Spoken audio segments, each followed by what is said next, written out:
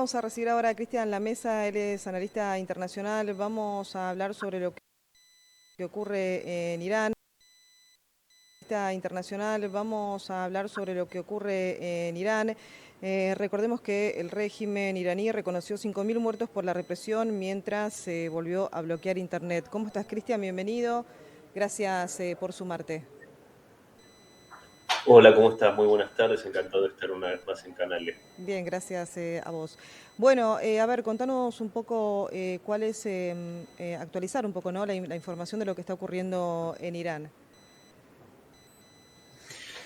Bueno, yo creo que está por lo menos gradualmente regresando a una situación de normalidad o de calma, por decirlo de algún modo, después de una situación que realmente fue muy violenta, extremadamente violenta, iniciada con una protesta genuina se inicia en el Gran Bazar de Teherán, por parte de los comerciantes por una endeble situación económica, una devaluación del 50% del rial, la moneda nacional de la República Islámica. Ujú.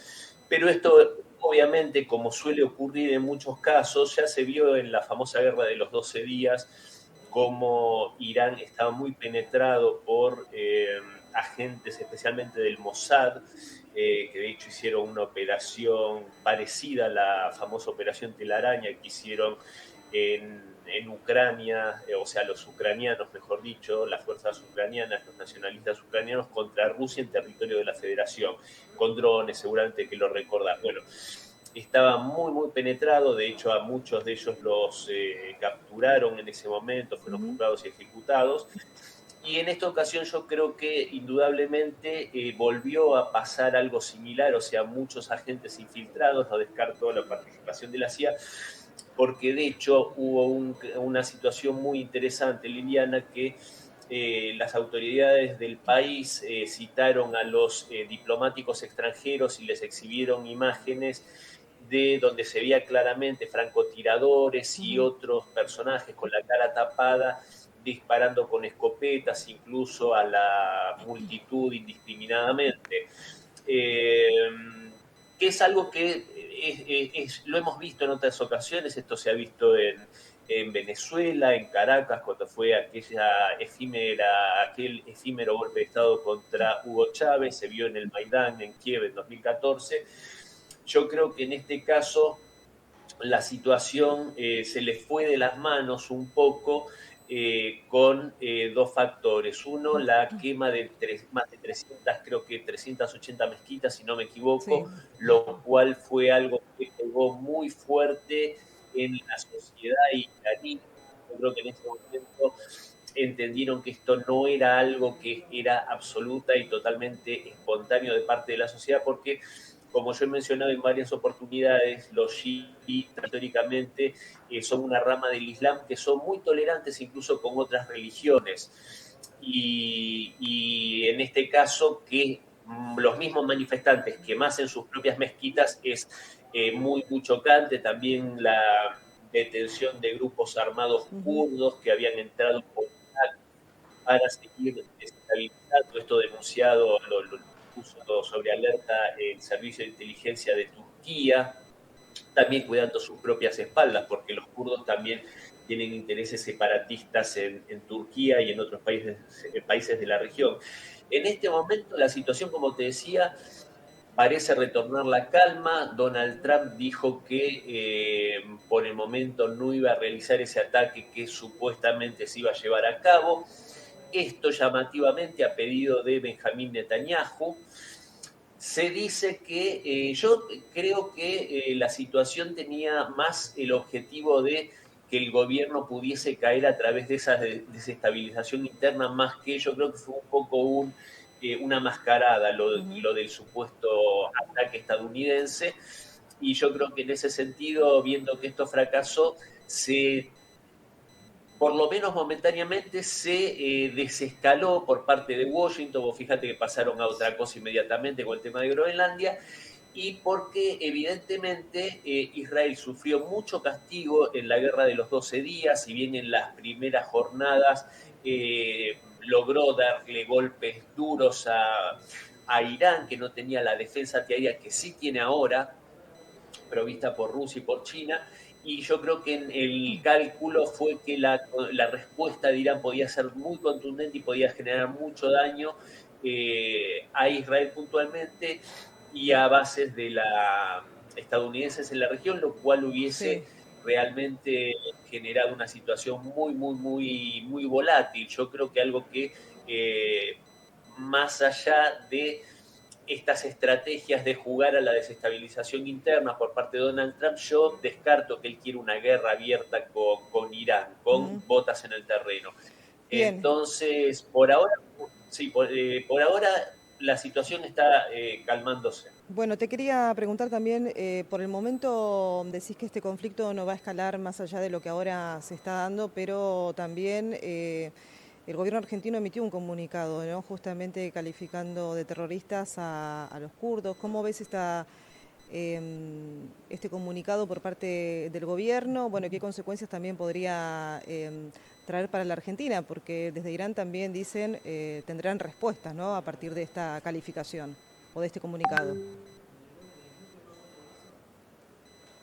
Te digo con toda sinceridad, Liliana, no he leído el comunicado, pero por Ujú. lo que vos me decís, si calificó de terrorista al gobierno iraní o a las fuerzas de la República Islámica, yo creo que en ese sentido nuestro gobierno desgraciadamente a veces comete un Ujú. error que es sobreactuar una pertenencia ideológica, como querramos llamarle, o afectiva, para con Estados Unidos, que vemos que lo hacía con Joe Biden y lo Ujú. hace con Donald Trump, porque no es un caso como el de Bolsonaro, Jair Bolsonaro, que era un aliado irrestricto de Donald Trump y con Biden tuvo choques muy grandes, o sea, Sí. había una alineación ideológica. El caso de nuestro presidente es una persona que se babea con el solo hecho de ver la bandera estadounidense, tiene una admiración desmedida y otro tanto le pasa con Irán, con Israel, perdón. Y a mí me parece que se equivoca cuando sobreactúa porque ni siquiera tiene los asesores que le indiquen que existen estas sutilezas, ¿no? Porque mientras pasa esto, Ujú.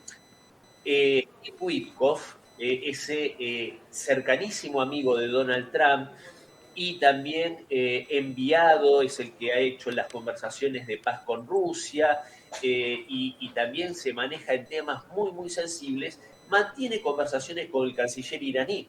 Entonces, me parece que por parte de nuestro gobierno sobreactuar, calificar de terrorista y tener un conflicto internacional diplomático en algo que en rigor de verdad no nos atañe directamente, me parece que es un desatino y con toda humildad le recomendaría al señor Javier Milei que contrate algunos asesores que sepan realmente de geopolítica, porque Ujú. le van a ahorrar algunos dolores de cabeza.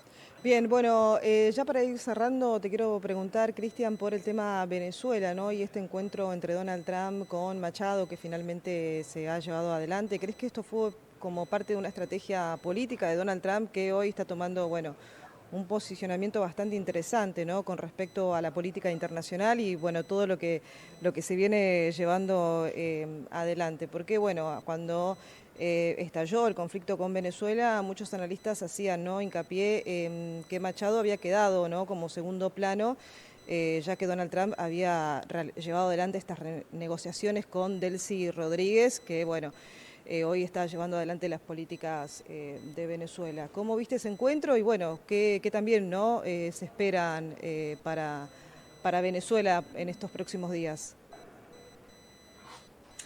Mira, con el tema de la señora Corina Machado, que también uno humildemente fantasea, yo le diría que no se denigre más, porque realmente entregarle la medalla del premio Nobel, cuando ya desde Oslo le dijeron que era intransferible el premio, el galardón, y ante una persona que no hizo más que humillarla, y de hecho, cuando le estaba entregando el cuadrito en la Casa Blanca con la medalla, Caroline Leavitt, la vocera, estaba reiterando que la opinión de Donald Trump sobre Machado no había variado en nada, Ajá. que seguía pensando que no representa al pueblo venezolano y que no está apta para gobernar.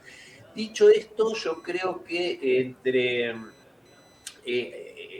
sería muy largo analizarlo todo, Claro, Liliana, claro. pero básicamente yo creo que Donald Trump necesita estratégicamente el petróleo pesado venezolano. Hay varias refinerías en el Golfo de México, en territorio estadounidense, que fueron hechas específicamente para refinar ese petróleo pesado y al no acceder a él pierden dinero, básicamente. Donald Trump entendió que la oposición no le sirve para mantener. Donald Trump quiere petróleo y quiere ganancias, no quiere que Venezuela se vuelva Libia, que se vuelva un estado fallido, y sabe que, mal o bien, los únicos que pueden garantizar orden y gobernabilidad es el chavismo. Maduro, a los ojos de Trump, se había convertido en un escollo, no era posible hacer un trato donde la cara fuera Maduro, y evidentemente en eso tuvo que ver que haya habido un cambio de gobierno sin que haya un cambio de gobierno, ¿se entiende?